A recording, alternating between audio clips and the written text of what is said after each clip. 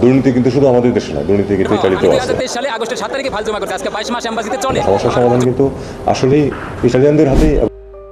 প্রিয় পররাষ্ট্র উপদেষ্টা তৌহিদ হোসেন স্যার, আপনি অত্যন্ত যোগ্য এবং ভদ্র মানুষ হিসেবে আপনাকে জানি, কিন্তু আপনি যে ইতালি নিয়ে মন্তব্য করে বসবেন না জেনে, এতগুলো মানুষ নিয়ে কথা বলবেন, অন্তত জানাটা উচিত ছিল। আপনি ভুক্তভোগীদের সাথে কথা বলতে পারতেন, বা এসব লাইনে যারা জানে তাদের সাথে আপনি কথা বলতে পারতেন। এর আগে একবার মন্তব্য করে বসলেন টাকা নিয়ে। আচ্ছা, আপনি বলুন তো, বাংলাদেশে কে কোন প্রবাসী ফ্রিতে যাচ্ছে? আমি এমনও দেখেছি যে আপন ভাইকে ভিসা দিল, সেটার জন্য টাকা নিয়েছে, এবং টাকা যে মার্কেট যে ভ্যালু ছিল ওই ভ্যালু অনুযায়ী টাকা নেওয়া হয়েছে। এই পর্বে থাকছে স্বরাষ্ট্র উপদেষ্টার ইতালি নিয়ে না জেনে মন্তব্যের জবাব। সালাম সবাইকে, আমি মোহন আছি আপনাদের সাথে। আপনারা দেখছেন যে এ মোহন। আমরা জাতিগতভাবে অত্যন্ত লোভী জাতি। যেমনটি আপনি সৌদি বলেন, মালয়েশিয়াতে বলেন, বা অন্যান্য দেশে বলেন, আমাদের পাশের দেশ ইন্ডিয়া, নেপাল থেকে কিন্তু মাত্র 70 থেকে 80 হাজার টাকায়। কিন্তু আমরা এমন একটা লোভী জাতি, ভিসাটা কিন্তু সে সৌদি নাগরিক থেকে বা ওই দেশের কোম্পানি থেকে কিনছে কত, সর্বোচ্চ হয়তো 50,000 টাকা, অথবা অনেক সময় ফ্রিতে দিচ্ছে। কিন্তু সে আপনার থেকে, বা সে যদি এই ভিসাটা বিক্রি করে সৌদি আরবে বাংলাদেশের কোনো নাগরিকের কাছে, বা নিজের আত্মীয়ের কাছে, বা কোনো বন্ধু বান্ধবের কাছে, কিন্তু সে কম করে হলে 2 লাখ টাকা প্রফিট করবে, না হলে তার পোষাবে না। এই হচ্ছে যে বাস্তবতা আমাদের। তো সেই জায়গায় আপনি কিভাবে ইউরোপের মতো দেশগুলোতে আপনি ফ্রিতে মানে যাওয়ার কথা বলছেন, বা আপনার কথা মতো তো এটাই বোঝা যাচ্ছে যে আপনি ফ্রিতে যাওয়ার কথা বলছেন। টাকা ছাড়া কে নেবে কাকে? আর আমরা যেহেতু লোভী জাতি, সেহেতু আমাদের প্রফিটটা একটু বেশি করবে। ইতালিতে অবস্থিত যিনি ভিসাটা দিচ্ছে বা নুল্লাস্তা যিনি দিচ্ছে, তিনি অবশ্যই প্রফিট করবে। প্রফিট কিভাবে করবে? অন্য জাতি যদি 2 লাখ টাকা প্রফিট করে, উনি করবে 10 লাখ। কারণ আমরা ওই যে প্রথমে যে বললাম, আমাদের অল্পতে হয় না। সৌদি আরবে একটি ভিসা বের করার পরে একটা ইন্ডিয়ান নাগরিক সর্বোচ্চ প্রফিট করে 20,000 30,000, আর হয়তো বা 1 মাসের বেতন নিচ্ছে, মানে লোকটা পৌঁছানোর পরে 1 মাসের বেতন দিয়ে তার এনাফ। কিন্তু বাংলাদেশির জন্য, বাংলাদেশি একটা ভিসা বিক্রি করে কম করে হলেও 2 লাখ টাকা তার প্রফিট করতে হবে।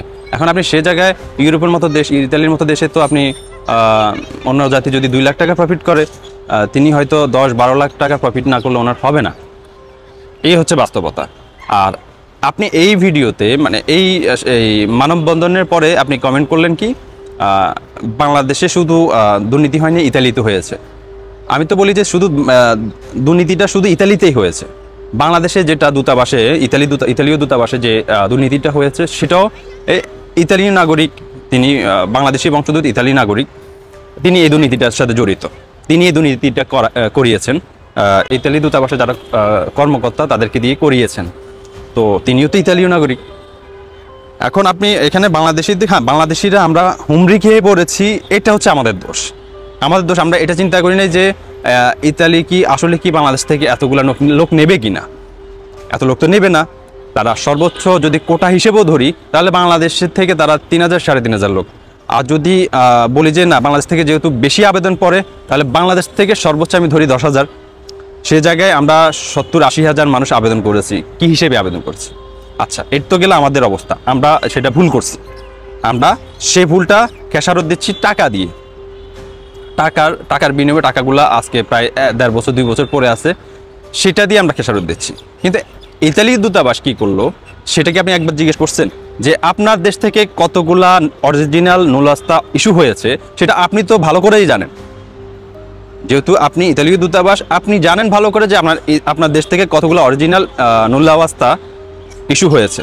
সে জায়গায় আপনি ধরেন 5,000 নুলাওয়াস্তা ইস্যু হয়েছে, বা 10,000 নুলাওয়াস্তা ইস্যু হয়েছে, আপনি 10,000-এর বাইরে যখন জমা পড়ছে, তখন কেন আপনি পদক্ষেপ নিলেন না?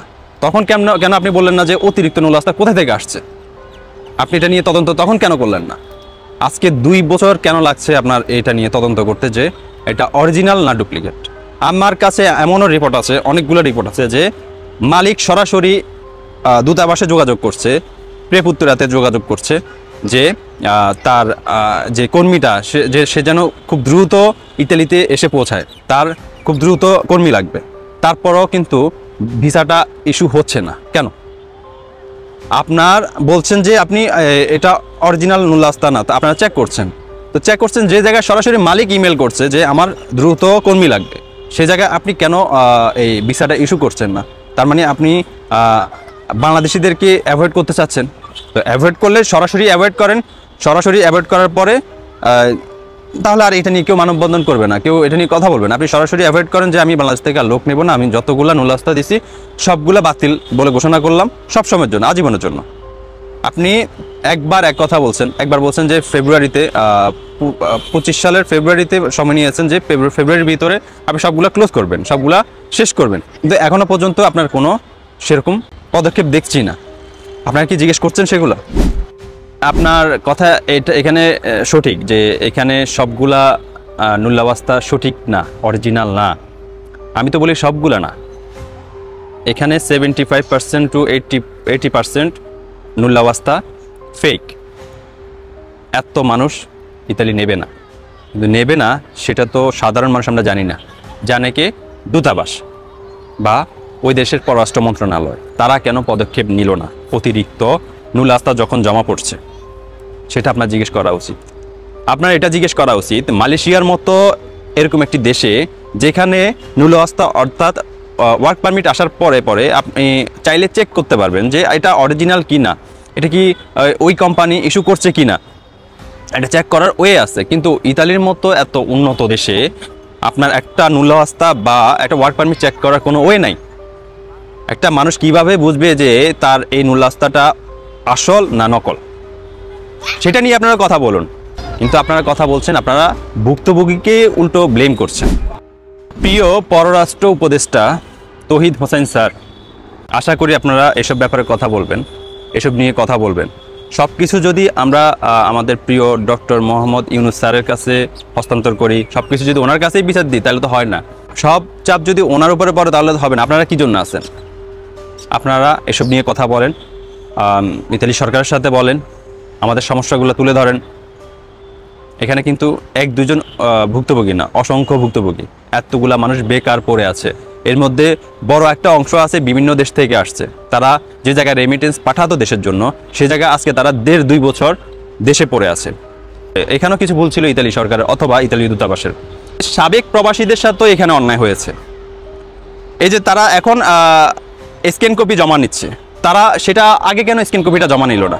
আগে যদি স্ক্যান কপিটা অরিজিনাল পাসপোর্ট জমা না নিয়ে স্ক্যান কপি জমা নিত, তাহলে কত প্রবাসীর উপকার হতো। তারা যে কোম্পানি অথবা কেউ বিজনেস ছিল, তারা 1 সপ্তাহের জন্য ছুটিতে আসতো, স্ক্যান কপি জমা দিয়ে আবার ব্যাক করতে পারতো যার যার কাজের জায়গায়, তাহলে তার ওইখানে কাজটাও ঠিক থাকতো। আর এখানে প্রসেসটা তারা 2 বছরের জায়গায় 3 বছর লাগাক, কোনো সমস্যা হতো না। নর্মালি 3 মাস লাগার কথা, সে জায়গায় এখন 2 বছর শেষ, আরও 1 বছর লাগাতো, তাহলে কোনো সমস্যা নেই। কারণ সেই উক্ত সাবেক প্রবাসীর তার কাজের জায়গায় ফিরে গেলে তো তার কাজটা ঠিক থাকতো, তাহলে তার এই নিয়ে তার বেকার হতো না, আর এ নিয়ে চিন্তা করতে হতো না। আশা করি এসব নিয়ে কথা বলবেন।